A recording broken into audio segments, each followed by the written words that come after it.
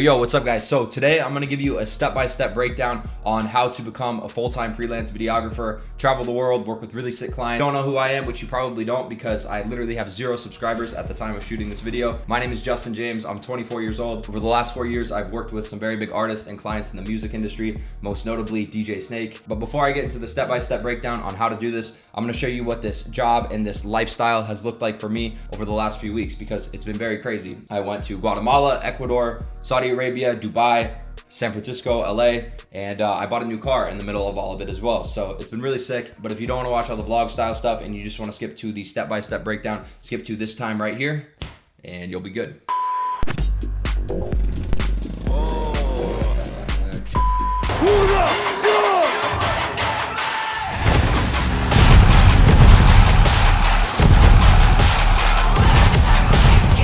What's up guys? So today I am in San Francisco and I'm going to LA to maybe buy a car. So I had a show last night with Slander. It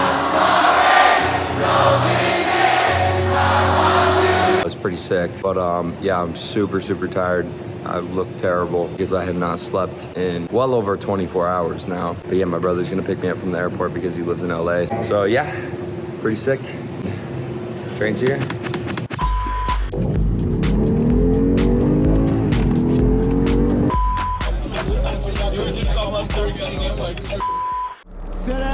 Saudi Arabia!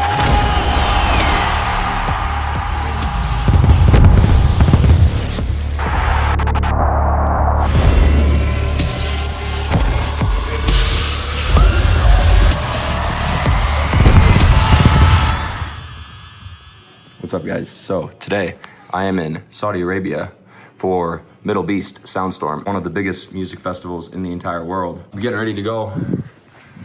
Got the room service, got the gear.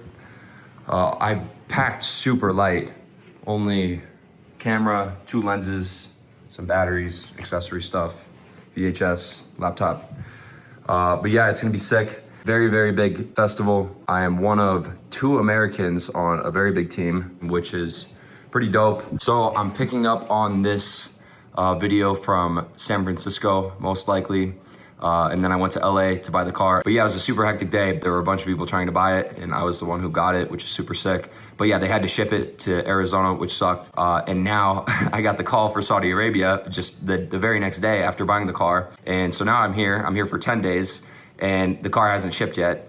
It's gonna be like a total of 16 days from the day of buying the car to when I get to drive it, which sucks and is brutal, but it'll be very nice to come home after a long 10-day trip in the Middle East to a new car. So yeah, I'm gonna shoot some BTS, show you the edits, what I come up with. Got some really big names, A$AP Rocky, Eminem, and yeah.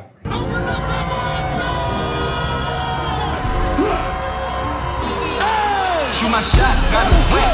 Bet that's all net, girl, that's wet. Then all net, how we head. Might just sell my ex-girl on mouth and edit on web.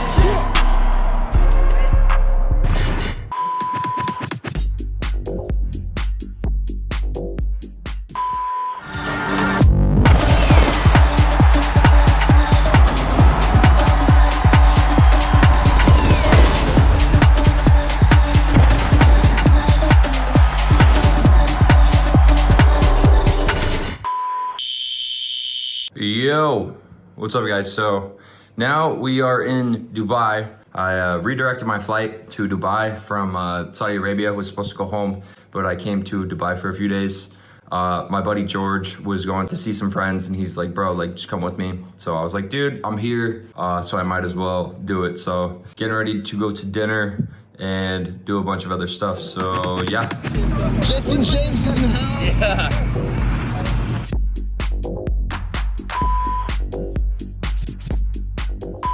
Yeah. Yo, what's up guys? So we are back in the Big S. Just for clarification, the Big S means Scottsdale, aka Scottsdale, aka the shooting capital of the world. So now it is time for the real sauce of this video.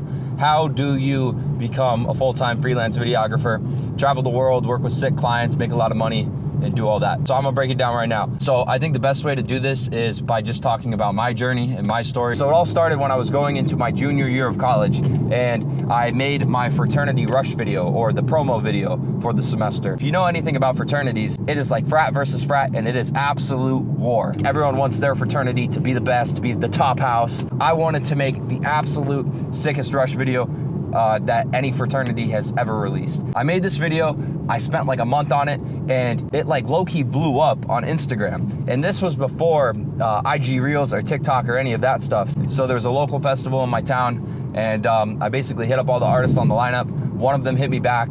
He's like, yo, come out and shoot. My offer to them was basically, yo, like, I just made this video. It's blowing up on Instagram right now. It's clearly very sick. I can come out, make you a video like this. I'll do it for free.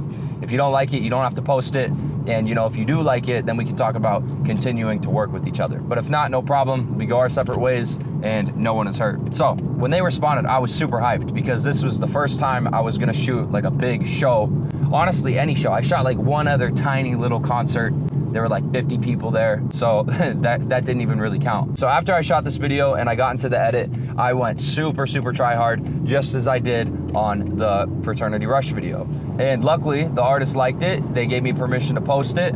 I posted it. I think they posted it as well. And before I knew it, I had one really solid piece of work in the music industry. So at this point, I had a little bit more leverage and credibility to, you know, go to other artists and pitch them as well. And that's exactly what I did. So there was a festival in LA, Beyond Wonderland. So there were like 100 artists on the lineup. I hit all of them up. And guys, by the way, in terms of finding the artist contacts, I think I used a platform called Booking Agent Info. I'm not sure if that's still around or if it still works, but it worked for me. And I'm sure there are a ton of other options like that. It was maybe like 30 bucks or something. Just use the internet, be savvy, do your research, and you'll find the right people to talk to. So I basically hit up every artist on the lineup, and Nitty's team responded to me, and they're like, hey, do you want to come out this weekend for a show in Atlantic City?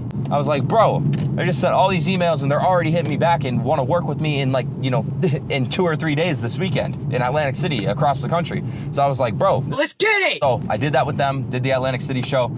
It went well. And then I eventually just started touring with them. So all of this happened within like a month or 2 months. It happened very quick. So I toured with Side Piece for 2 or 3 months, and then I got robbed. I lost my camera, lenses, hard drives, laptops, all that stuff. So at this point, I took a step back from touring for a bit, and I really just reevaluated what I wanted to do, if I still wanted to continue working with them. Bro, can we go? There's another train, bro. So anyways, I got robbed. I took a step back from touring with them for a little bit because I had to rebuy everything, and I really just reevaluated who I wanted to work with in the industry. But I knew deep down that I could be working with much bigger artists and be getting paid significantly more. So I took some time and I thought to myself, I'm like, okay, who do I want to work for? Because up until this point, to get clients and to, you know, start working with people, I had kind of played the numbers game, just reaching out to a large amount of people. But now I felt like I was actually in a position where I could kind of pick and choose who I, wanted to work with. And that is when I discovered DJ Snake. Discovered. I mean, I knew about him at the time. Like, I feel like everyone kind of knows about him or knows the name. So anyways, I knew stylistically we would be an excellent fit. So once again, I went through the internet and found his management's contacts and got in touch with them, and I hit them with the same offer as I previously did. I was like, yo, I see you guys have this run in the US. I'd love to come out. I'll make you a video for free. I'll give you a bunch of little edits and deliverables as well. And if you like it, then maybe we could talk. And so they hit me back, but it took them a little longer to hit me back. This was not as instant as previously. I think it took like a couple weeks, because that's just, what you get with working with, someone at that level. So they hit me back a couple weeks later, and they immediately just asked me what my day rate was. And I was like, bro, like I offered to do this for free. Like I'm gonna stick to that, And they're like, bro, you don't have to work for free. Like, come on. And so that's when I really realized, I was like, okay, I'm starting to enter territory of like dream clients, or like clients who for a fact are gonna be good to work with. So I did the weekend run with them, and it went very well, or at least I thought it did. And I absolutely snapped on the weekend recap. Like, it was crazy. What the fuck is up right now?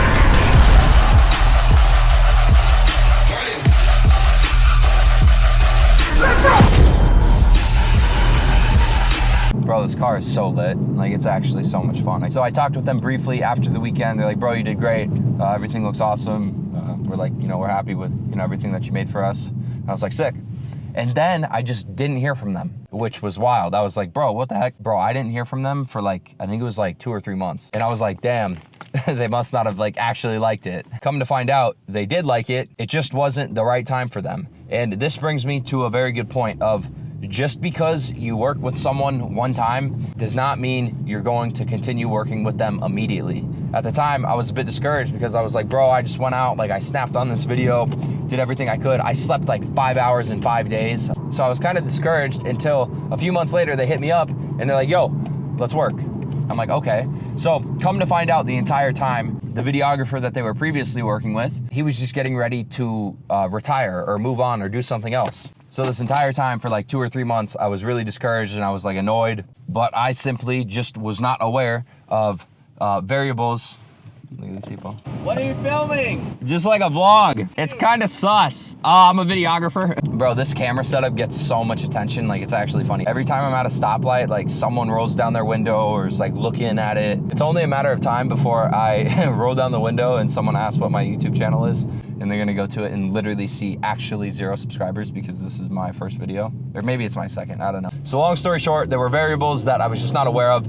I was taking it personal the entire time when I should not have been. And that was proved to me a few months later when they hit me up and they're like, okay, like let's work. Like, we're ready for you. And I'm like, bet.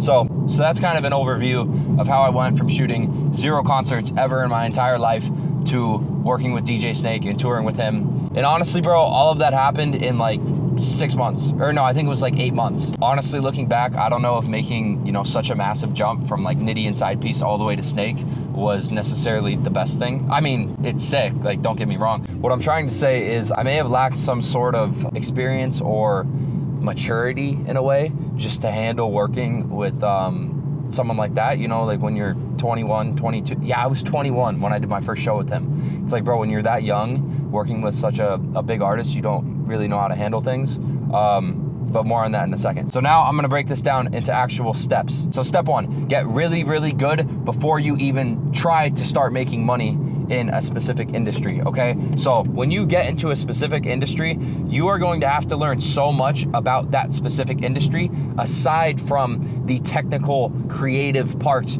of doing that job, AKA, you know, shooting and editing. If you're still trying to master shooting and editing while stepping into an industry, you're probably not gonna perform well, and you may, in a way, ruin your reputation from not being good yet, you know? Like, your first impression is super important. Also, you're just gonna save yourself so much headache when you go into a certain industry and you're already good at what you do. You're just setting yourself up for much more success. If you can get as good as possible before stepping into that industry, you're gonna be good, bro. Okay, step 2, don't be weird and be good to work with. This is arguably more important than actually being good at the job. A client would rather work with someone who is a 7 out of 10 at their job, but a lot of fun to work with, super chill, easy to work with, doesn't just yap all the time, rather than working with someone who is a 9 out of 10 or a 10 out of 10 at their job, who is just a headache to work with, annoying, you know, talks a lot. Remember, as a videographer, you are documenting the center of attention. You are not the center of attention. And I see some kids do this, bro. They make everything like way too about themselves, and it's not a good look. They feel like they're the center of attention, like jumping on stages like all goofy, like getting in like weird spots, all this like nonsense. It's like, bro, you're not the center of attention. Like, you're there to document the center of attention. So like when you get on your first private jet, don't be like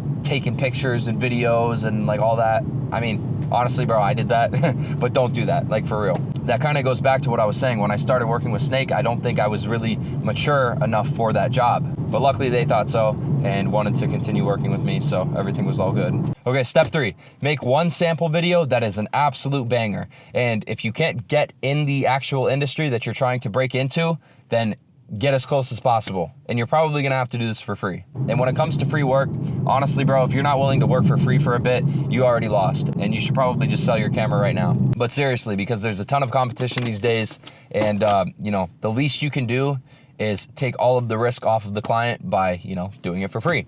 But also, when it comes to working for free, you have to frame the pitch in a way that plants seeds in the client's head that you mean business after the free work. You need to tell these clients, hey, I'll make you this video for free. If it goes well, then we can talk about working together. If you don't say something like that, you're gonna have so many clients walking all over you, taking advantage of you. Remember, your first impression is very important. When you're coming in with a first impression as offering to do free work, you're already kind of lowering your status and your credibility in this position. So unless you don't want to work with the client after, if you're totally just using them for, you know, the portfolio purposes, then that's totally cool. But if you have any intentions of working with a client after you do that free job, you need to preface like, hey, after we do this, we could talk numbers. Okay, so step 4, use that sample video and pitch to bigger and bigger clients. Easy, just as I talked about previously. Go through the internet, look up their contacts, boom, you're good. Step 5, absolutely snap when you land a client. Go extremely hard, pre-plan the edits, have the song ready, like, you know, make an edit before you actually do the edit. So, you might just have to like drag and drop shots,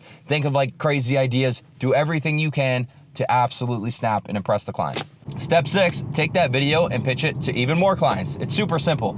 And yeah, so you're basically just gonna repeat this process forever until you start working with your dream clients. It's seriously that simple. Like, it's actually that simple. It's so easy. Okay, it's not easy, and it takes time. So yeah, that's about it, guys. Step 1, get really good. Step 2, be easy to work with. Step 3, make a sample video. Step 4, use that sample video to pitch to clients. Step 5, absolutely snap. Step 6, pitch more clients with more free videos, and repeat this process forever and ever until you're working with your dream clients. So yeah, dude, that's really it. I think you'll be surprised if you really just put your head down and follow these steps. You can make, you know, some crazy shit happen really, really fast. This lifestyle is extremely rewarding. It's very hard and very draining at times. I'll talk about that in plenty more videos, like the cons of, you know, this job. But yeah, dude, I wouldn't trade it for anything. I think it's given me so many great experiences. It's connected me with so many great people, very valuable people. And I've met a lot of great friends and people along the way. Like, it's really cool. It's seriously the coolest job in the world, in my opinion. But yeah, obviously, it's not exactly easy. Guys, this car is absolutely so sick. All right, that's it. I hope you all have a great stay in Scottsdale. Let's get it.